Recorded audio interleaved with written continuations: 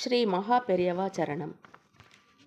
அரிதான மானிட பிறவியை எடுத்து அறியாமையில் இருக்கும் நம்மை அந்த துயரக் கடலில் இருந்து மீட்கவே அவ்வப்போது அவதார புருஷர்கள் தோன்றுகிறார்கள். அவர்கள் நம்மிடையே வாழ்ந்து நாம் ஏற்றத்துடன் வாழ நல்வழி காட்டுகிறார்கள். அப்படிப்பட்ட அரிய மகான்களில் ஒருவர் காஞ்சி பெரியவா, மகா பெரியவா என்றெல்லாம் நம்மால் அன்புடனும் பக்தியுடனும் அழைக்கப்படும் காஞ்சி மகானான ஸ்ரீ சந்திரசேகரேந்திர சரஸ்வதி சுவாமிகள் ஆவார். வாருங்கள், அந்த தெய்வத்தின் அருள் வெள்ளத்தில் நனைந்த ஒரு அன்பரின் அனுபவ அமுதத்தை அள்ளிப்பருகி அளவிலா ஆனந்தம் அடைவோம். ஸ்ரீ மகா பெரியவா திருப்பதியில் அனுகிரக வாசம் செய்து கொண்டிருந்த சமயம் அவரை சித்தூரில் கலெக்டராக இருந்த சீதாராமதாஸ் தரிசிக்க வந்தார். மாவட்ட கலெக்டர் ஆனபடியால் ஒரு பொதுவான பிரச்சனையை ஸ்ரீ பெரியவா முன் வைத்தார். ஆம், தனி மனிதனென்றால் தன் குடும்பம், தன் மனைவி, தன் குழந்தை, தன்னுடைய வருமானம் என்று தன்னை பற்றியே, தன்னுடைய பிரச்சனைகள் பற்றியே பெரிதாக எண்ணிக்கொண்டு இருப்பார்கள். ஆனால் கலெக்டர் அல்லவா, ஒரு பொது அதிகாரி. தன்னுடைய பகுதிக்கு உட்பட்ட மக்களின் குறைகளை தீர்த்து வைக்கும் இடத்தில் இருப்பதால் ஒரு பொதுவான பிரச்சனை பற்றி பெரியவாவிடம் பேசுகிறார்.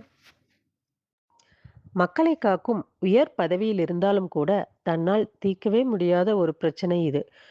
தான் கலெக்டராக இருக்கும் சித்தூர் மாவட்டத்தில் பெரும் வறட்சி நிலவுகிறது. பயிர்கள் வாட, ஆடு மாடுகள் எல்லாம் தண்ணீர் இல்லாமல் சுருண்டு விழ, மக்களோ குடிக்கவே தண்ணீர் இல்லாமல் அல்லல் படும் அவலத்தை கண்களால் பார்க்க முடியவில்லை பெரியவா என்று தன் கண்களை துடைத்தபடி கலெக்டர் சொன்னார். பெரியவா கலெக்டர் சொன்னதை உள்வாங்கிக் கொண்டே பிரசாதம் எடுத்து கலெக்டரின் கையில் கொடுத்தார். கலெக்டரும் பிரசாதத்தை பெற்றுக்கொண்டு பெரியவாவின் திருவடியில் தன்னுடைய வேதனைகளை சமர்ப்பித்துவிட்ட திருப்தியோடு காரை நோக்கி விரைந்தார். இயற்கையே ஸ்ரீ பெரியவா கட்டளைக்கு உடனே இசைவது போல விரைந்து செயல்படலாயிற்று. கார் சற்று தூரம் சென்றபோது மேகம் இருண்டது. இன்னும் சிறிது தூரம் சென்றபோது கருமேகங்கள் சூழ்ந்து லேசான தூறல்களாக விழ ஆரம்பித்தது. சித்தூரை நெருங்க நெருங்க இடியும் மின்னலுமாக மழை வலுத்தது. மழை வெளுத்து வாங்கியதில் வெள்ளப்பெருக்கில் கார் நகர முடியாத அளவிற்கு ஸ்ரீ பெரியவாளின் அருள் பெருக்கு வகை செய்துவிட்டது. அற்புதம்! மழை வேண்டி மகாதேவனிடம் முறையிட்டு திரும்பிய போதே கலெக்டரின் கோரிக்கை நிறைவேற்றப்பட்டுவிட்டது. நீர் பஞ்சத்தினால் மாவட்டம் பட்ட கஷ்டங்களிலிருந்து தீர்வு கண்டதில் கலெக்டருக்கு சொல்ல முடியாத மகிழ்ச்சி. ஆனாலும் கலெக்டர் மனதில் இந்த அதிசயம் ஏதோ எதேச்சையாகத்தான் நடந்ததாக பட்டது. ஸ்ரீ பெரியவாளிடம் தான் முறையிட்டதன் பயனாக பொழிந்திருக்கும் அருளாக நினைக்க தோன்றாமல் போனது. மேலும் 4 மாதங்கள் இப்படியே ஓடின. இப்போது ஸ்ரீ நடமாடும் தெய்வம் குல்பர்கா என்னும் ஊரில் திருவாசம் புரிந்து வந்தார். சித்தூர் கலெக்டருக்கு திரும்பவும் ஸ்ரீ பெரியவாளை தரிசிக்க தோன்றியது. அவர் இருக்கும் இடத்தை அறிந்து கொண்டு காரை எடுத்துக்கொண்டு கிளம்பினார்.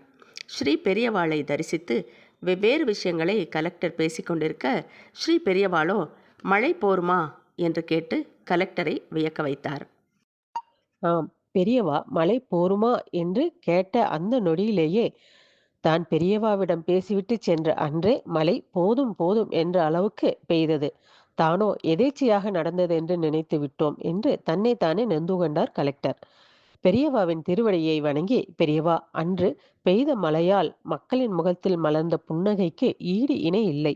எல்லாம் உங்கள் கருணை என்று சொல்லி வாழ்த்து பெற்று விடை பெற்றார். மகா பெரியவா சரணம் சரணம்.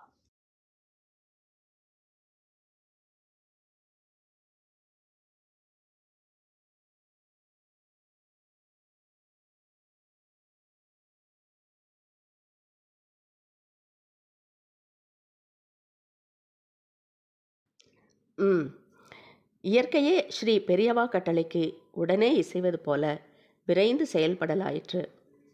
கார் சற்று தூரம் சென்றபோது மேகம் இருண்டது. இன்னும் சிறிது தூரம் சென்றபோது கருமேகங்கள் சூழ்ந்து லேசான தூறல்களாக விழ ஆரம்பித்தது.